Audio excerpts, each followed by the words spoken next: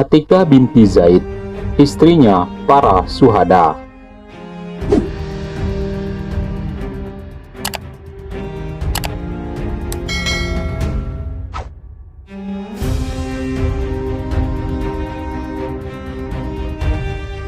Perjalanan hidupnya dicatat sejarah. Kisah cintanya pun menginspirasi. Bagaimana tidak, ia merupakan satu di antara sedikit wanita yang dinikahi para syuhada.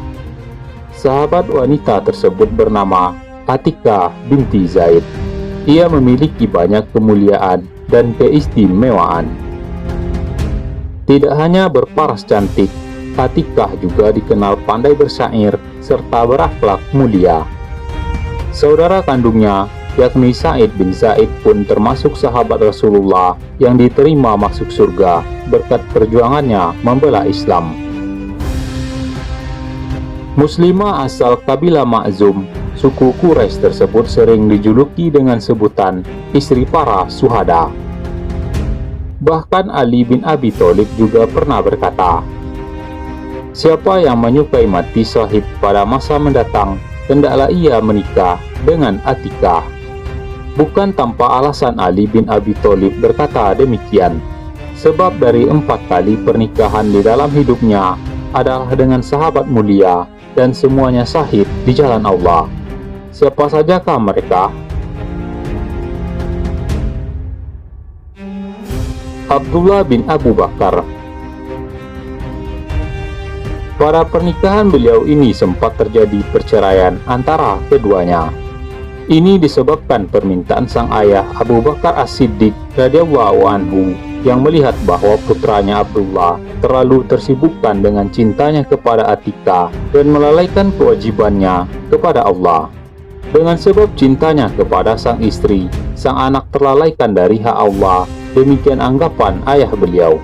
Maka Abu Bakar radhiyallahu anhu memerintahkan Abdullah untuk menceraikan Atikah. Demi mengikuti nasihat sang ayah, Abdullah pun menceraikan istrinya. Namun perpisahan tersebut menyebabkan kesedihan yang mendalam bagi sang suami. Demikian pula dengan Atikah. Dengan sebab perpisahan ini, Abdullah membuat bait-bait syair kesedihan yang terdengar sampai kepada Abu Bakar As-Siddiq dan menyebabkan beliau merasa iba. Abu Bakar pun mengizinkan putranya untuk merujuk kembali sang istri. Namun pernikahan ini pun hanya berjalan beberapa waktu lamanya dan berakhir dengan gugurnya Abdullah bin Abu Bakar terkena anak panah saat berperang di Thaif bersama dengan Rasulullah Shallallahu Alaihi Wasallam.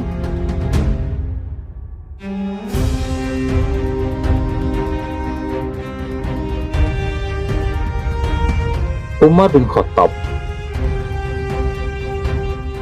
Setelah masa idahnya selesai, Atikah dilamar oleh Umar bin Khattab.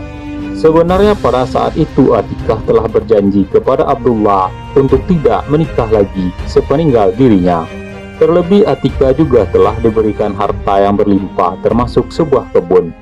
Hal ini akhirnya dikonsultasikan kepada Ali bin Abi Thalib.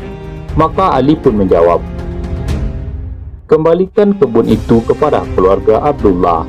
Sesudah itu menikahlah lagi." Akhirnya Atikah menerima lamaran Umar bin Khattab. Sejak saat itu Atikah pun mendampingi Umar dengan penuh cinta dan kasih sayang. Atikah juga menjadi saksi bagaimana Umar bin Khattab menjalankan amanah yang diberikan kaum muslimin saat menjadi khalifah, menggantikan Abu Bakar As-Siddiq.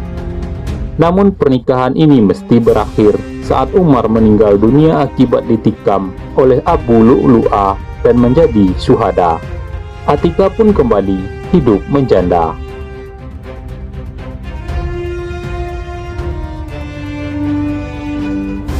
Zubair bin Awam. Setelah ditinggal Umar bin Khattab, tidak perlu waktu lama buat Atikah untuk kembali menikah lagi. Kali ini sahabat sekaligus pengawal setia Rasulullah, Zubair bin Awam melamar dan menikahi Atikah. Zubair bin Awam adalah kesatria penunggang kuda yang sangat pemberani dan tidak takut mati. Beliau juga tidak pernah absen dalam setiap peperangan yang dipimpin Rasulullah Shallallahu Alaihi Wasallam. Zubair bin Awam termasuk seorang di antara 10 sahabat yang dijamin masuk surga. Lelaki pertama dalam Islam yang menghunuskan pedangnya demi membela Nabi Shallallahu Alaihi Wasallam.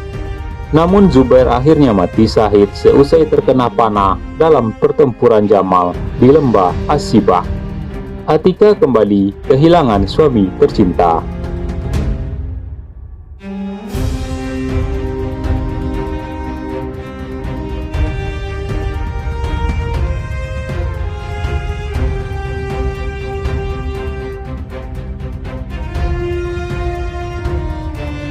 Hasan bin Ali bin Abi Thalib.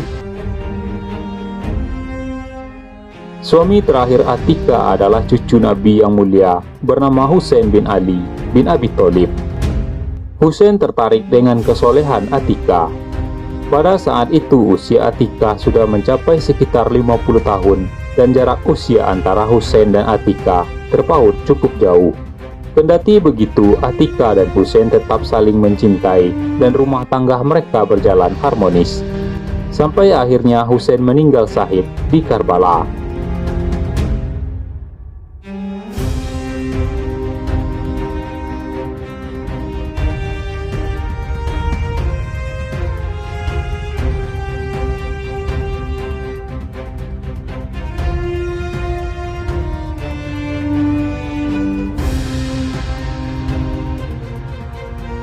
Atika sempat mendapatkan lamaran lagi sepeninggal suaminya, yaitu dari Marwan. Namun Atika menolak lamaran tersebut dengan berkata, "Aku tidak ingin lagi mempunyai mertua setelah Rasulullah."